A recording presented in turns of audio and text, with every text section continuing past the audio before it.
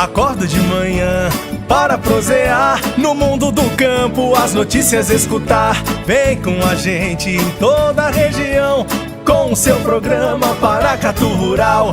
Tem notícias, informação e o mais importante, sua participação. Programa Paracatu Rural. Programa Paracatu Rural. Na última terça-feira, dia 21 de março, aconteceu na sede do Sindicato dos Produtores Rurais de Paracatu uma Assembleia Geral Ordinária para tratar sobre a reforma da legislação trabalhista, com foco nas relações de trabalho, mantido pelos empregadores rurais de Paracatu e de região. A reunião recebeu representantes de sindicatos rurais de outras cidades, como Buritis, Bonfinópolis de Minas, Guarda-Mor, João Pinheiro, Unaí e Vazante, além de representante da Prefeitura Municipal através da Secretaria de Agricultura, a APER, Associação dos Produtores Rurais do Entre Ribeiros, de Paracatu, Minas Gerais, o vice-presidente da FAENG e diversos produtores rurais do Noroeste Mineiro. Eu conversei com o vice-presidente da FAENG, Délio Prado Lopes, que também é produtor rural, natural da cidade de Buritis, aqui da nossa região, e foi presidente do Sindicato Rural de Buritis por muitos anos. O senhor Délio contou que aceitou o convite do sindicato de Paracatu para conversar e traçar estratégias para melhorias na reforma da legislação trabalhista que está em pauta no Congresso Nacional. Estou aqui hoje por convite do Sindicato dos Produtores Rurais aqui de Paracatu, que quero até parabenizar por essa iniciativa, Eu faço parte da federação. Semana passada tivemos lá discutindo esse problema, porque essa mudança, que vai haver na área trabalhista, E a gente é bom a gente fazer essas reuniões e ouvir as pessoas para que a gente dê nossas ideias, para que a gente não perca depois. Eu não quero parabenizar não só o Sindicato dos Produtores, mas também vocês da imprensa, que também está preocupando com o problema, inclusive está dando assistência para nós, e quero agradecer. Porque hoje, se nós não começarmos a reclamar e reivindicar os nossos direitos, é difícil, porque nós somos muito fácil a gente criticar, mas às vezes não falamos nada. E hoje nós estamos num mundo que nós temos que reclamar, tem que fazer umas reuniões igual essa, tem que dar sugestões para nós crescermos, porque nós somos produtores rurais, nós ficamos muito calados, produzimos, fazemos tudo, ajudamos às vezes o país, e às vezes não são reconhecidos, mas porque nós também ficamos muito calados, nas nossas ações. Nós, Buritis, por acaso, Buritis está aqui no Noroeste, nós chegamos a ser o terceiro produtor de grãos do estado de Minas Gerais. Então a gente também dá uma parcela boa, para o desenvolvimento do nosso estado e do nosso país. Muito obrigado e quero desejar ao Márcio. Paracatu está de parabéns, hoje é um produtor rural destacável, porque antes o Unaí parece que estava ganhando um pouquinho de Paracatu, mas hoje eu estou vendo que Paracatu cresceu muito. Tem uma administração boa e mesmo na área agrícola e pecuária, a gente tem de parabenizar, que realmente vocês estão de parabéns. As sugestões e reivindicações deliberadas serão encaminhadas à FAENG, Federação da Agricultura e Pecuária do Estado de Minas Gerais, como a legislação específica para as atividades agropecuárias, adequando a atual legislação à realidade agrícola e pecuária, também a flexibilidade nos estabelecimentos e controle de jornada, principalmente nos períodos de plantio, pulverizações e colheitas, trabalho em domingos sem prévia autorização do Ministério do Trabalho e ainda a remuneração do trabalho por horas trabalhadas. Eu conversei também com o produtor e empresário e membro do sindicato Joãozinho Contador, que contou o objetivo desta reunião. Na verdade, juntamente com a diretoria do sindicato, nós reunimos aqui todos os sindicatos do Noroeste, sem exceção, estavam presentes 90% dos sindicatos aqui, para discutir as proposições que nós vamos apresentar via FAENG, via CNA, para a reforma trabalhista. Na verdade, o campo não está preparado para assimilar toda essa legislação trabalhista vigente. É uma legislação antiga, que foi feita para um segmento industrial e que hoje o produtor rural padece em todos os sentidos. É necessário que sejam revistas muitas das situações hoje, sem trazer prejuízo nenhum para o trabalhador, mas para dar segurança jurídica para o empregador. O empregador hoje, por mais que ele tente adequar todas as normas, ele fica sempre inseguro, porque a fiscalização ela não tem bom senso, ela não dá oportunidade, ela chega e fiscaliza com sentido punitivo mesmo, Então, assim, o segmento do agronegócio ainda não é não é reconhecido com a capacidade empregatícia que tem, como deveria ser. Assim como as microempresas têm proteção na lei complementar que criou o Estatuto da Micro e Pequena Empresa de maneira muito justa e oportuna, quando fala que a primeira fiscalização ela tem que ser orientadora. O Ministério do Trabalho e os órgãos ambientais, se o propósito é gerar emprego, deveria ser muito mais educativo do que punitivo. Então, hoje, as proposições foram debatidas aqui, nada mais é do que apresentar as demandas, as dificuldades, os gargalos que os produtores têm passado. Vocês presenciaram a reunião e viram, as demandas são as mesmas, né? E questões que nós temos condições de apresentar como proposituras para alteração na legislação trabalhista, assim, de peito aberto, olhando para as pessoas, porque em momento nenhum aqui nós discutimos nada que prejudique o trabalhador. O que precisa é ampliar o debate para que possa dar possibilidade do patrão ser reconhecido e de ter a vez dele, de manifestar como patrão das necessidades dele, das condições que ele tem para atender a norma, né? Como pode um mundo dinâmico desse, uma legislação feita há mais de 40 anos, ela estar vigente e sem preocupar com a evolução do agronegócio, com as tecnologias que foram incorporadas no meio, né? A mudança, você viu um produtor rural, a visão de um produtor rural há 4 décadas atrás era de uma pessoa, né, simples. Hoje são pessoas muito bem preparadas, verdadeiros empresários rurais. Tomo por base que, às vezes, um empregador rural hoje, ele movimenta mais do que 100 empresas pequenas juntas, num ano. Então, ele precisa ser reconhecido. Às vezes, tem mais empregado do que 100 pequenas empresas juntas, né? Então, é só isso. Nós aqui pedimos, nós estamos debatendo e vamos apresentar e defender essas propostas aqui em todas as instâncias. Estaremos no Congresso Nacional, junto com os nossos deputados, pedindo que dentro dessas reformas trabalhistas, que as nossas vozes sejam ouvidas, né? Esse é o papel aqui, enquanto sindicalista e como membro, como produtor rural e sindicalista, e como contador, que conheço as dificuldades muito mais de perto que muitos outros, eu tenho que participar dessa discussão, sempre respeitando, e deixe claro, sempre respeitando o direito do trabalhador, mas reconhecendo a legitimidade e as necessidades que o produtor rural hoje tem. Joãozinho, explica algumas propostas que estão sendo apresentadas nesta lei. Na verdade, o que se discute lá hoje, questão de terceirização. Para o segmento rural é um negócio interessante, tá? Mas uma das questões é que seja reconhecido os períodos de safra. A safra, ela é toda diferente do ponto de vista da organização de uma empresa, né? Ela depende de fenômenos da natureza. Como você pode ficar adstrito a uma lei que nunca pensou nisso, porque quando ela foi feita pensando na indústria. E aí nós temos lavouras de soja que precisa de ser detetizada, lavoura de milho, é o alimento nosso que precisa ser pulverizado naquele dia, não pode esperar, é a colheita que tem que ser naquele dia, senão outro dia chove e cai a qualidade.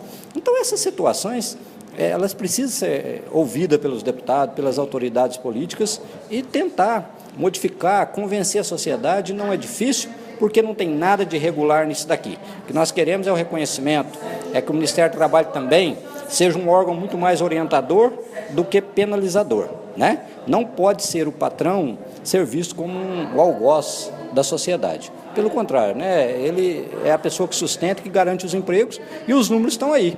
Enquanto o Brasil está inquieto, o segmento do agronegócio é que está segurando as pontas, tanto na balança comercial, quanto na questão da estatística dos empregos.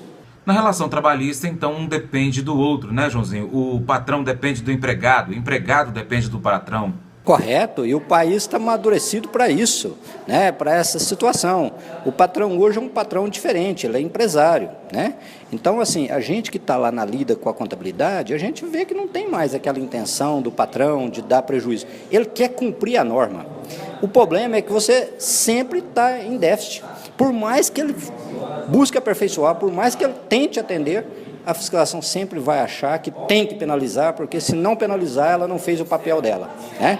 E isso é uma demonstração de que talvez o Ministério do Trabalho não evoluiu ao ponto de reconhecer aquilo que o patrão e o funcionário já reconhecem. A importância de um para o outro e a recíproca para ambos, né?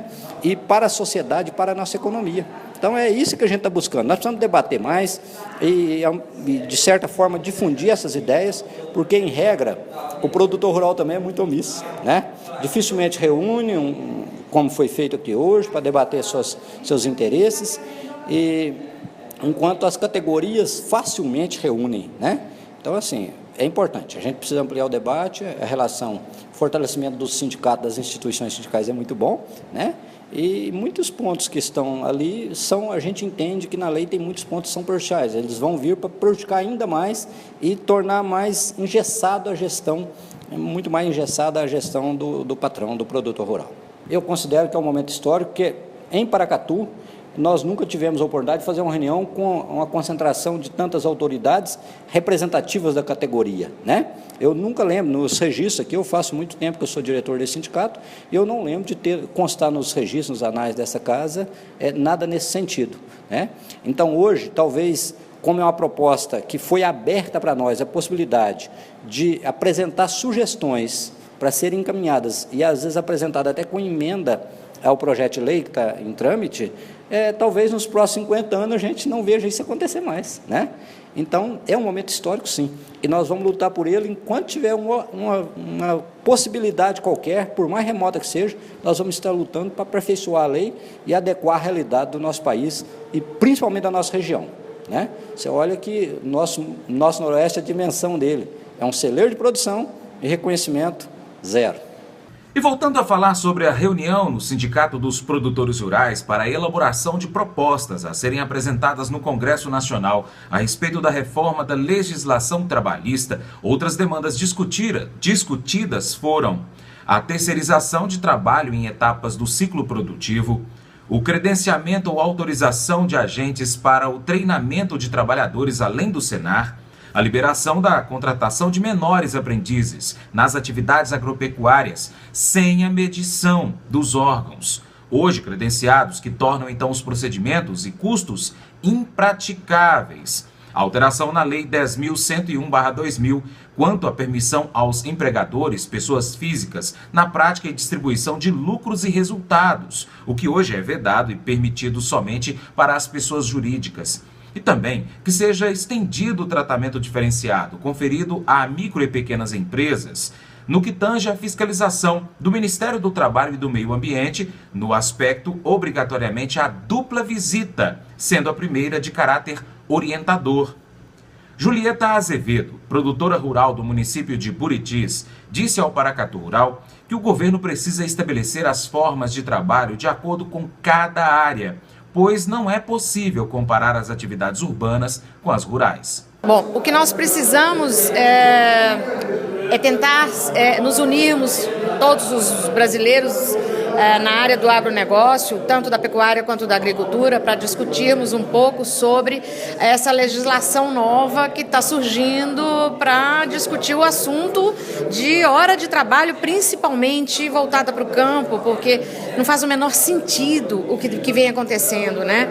Hoje nós temos até 2 horas extras por dia para trabalhar e pela nova legislação que eles alegam que vai ter muita coisa boa para nós, a maior parte das coisas elas vão nos atrapalhar, vai quase impedir o Brasil de ter continuidade. Por exemplo, nós vamos poder ter no máximo 4 horas por semana de hora extra. E tem várias áreas do segmento, como por exemplo pulverização. Você pode pegar um pulverizador que vai trabalhar no máximo 2 horas na parte da manhã e 2 horas na parte da tarde, porque depende do clima, depende do horário, depende do sol, depende... Ou seja, não tem condição. Então nós temos que nos unir e colocar que a indústria você abre às 8, fecha 2 horas para o almoço, depois abre, depois fecha à tarde e joga o carimbo, acabou. O comércio você também abre a loja e fecha a loja, mas a natureza não funciona assim. Então nós precisamos lutar por uma legislação voltada para cada tipo de negócio e não taxar e engessar como se tudo fosse da mesma forma. Quer dizer, o povo precisa de comer e nós precisamos de produzir. Pois é, de acordo com a Confederação da Agricultura e Pecuária do Brasil, CNA, por exemplo, o agronegócio deve apresentar expansão de 2% neste ano 2017. Hoje o setor representa 48% das exportações totais do país. Então, é fato, Julieta, que o campo vem sustentando o país há alguns anos. As contas do Brasil estariam bem piores se não fosse a agricultura, que é a principal base da economia brasileira, não é? Olha, com certeza é fato. O Brasil é o celeiro do mundo. O Brasil hoje tem uma visão completamente diferente do que... Eu não vou dizer mal da mídia. A mídia, ela joga muita coisa boa também na praça. Mas acontece que tem muita informação errada, talvez por ignorância, por não ir na fonte certa, né? O produtor rural hoje, principalmente o produtor maior, ele tem uma noção, ele trabalha com tanta responsabilidade social, responsabilidade do campo, responsabilidade do uso do agrotóxico, responsabilidade trabalhista, de todas as formas. E o povo muitas vezes não enxerga essa situação porque não é mostrado a ele. A gente tem trabalhado de uma forma... Você consegue imaginar que você pega R$1 milhão, enterra no solo e você tem que esperar aquele R$1 milhão brotar. E muitas vezes você perde desse 1 milhão, 800 mil reais. E você tem que ficar devendo aquilo, restaurar. Você passa 3 anos para recuperar. Isso ninguém mostra. Agora, o ano que você ganha bem, todo mundo mostra. Mas nós trabalhamos com um sofrimento muito grande também, com alegrias de safras grandes também. Mas o risco do agronegócio, da pecuária, é um risco muito alto. Não é baixo. Então, às vezes, você tem que ganhar bem num determinado ano. Por quê? Porque tem anos que você perde tudo. Então, você tem que ter condição de jogar com uma safra e com outra safra. Nós somos mesmo o celeiro do mundo, trabalhamos com muita responsabilidade, com muita garra e, infelizmente, nós precisamos de pessoas lá no governo que trabalhem conhecendo o que nós fazemos, e não lá defendendo o próprio umbigo e desviando o que vem desviando e o que vem acontecendo. Olha a vergonha que o país está passando hoje. Isso é muito triste, né? Porque isso aí, eu acredito também que é pontual. Eu tenho certeza que é pontual. Eu não sou pecuarista e acho que o que está acontecendo aí é um absurdo, porque isso vai destruir o país. Então, eu não estou aqui para condenar a Receita Federal. Eu acho que tudo que está errado tem que vir à tona. E todo mundo tem que pagar pelo erro. Mas eu acredito que o país está pagando um preço altíssimo. E recuperar isso, quantos anos serão? Quantas pessoas vão passar fome por isso? Quanta criminalidade vai aumentar por isso? Então, essa coisa aí, esse buraco aí vai ser muito profundo, né? Então, nós, produtores rurais, temos que nos unir. E temos que nos unir muito para um bem muito maior, que é o nosso país, que são os nossos filhos, os nossos netos, as pessoas que trabalham. Nós empregamos diretamente e indiretamente. Quantas pessoas dependem de uma fazenda, né? É muita gente. Então, vamos lutar por um Brasil melhor.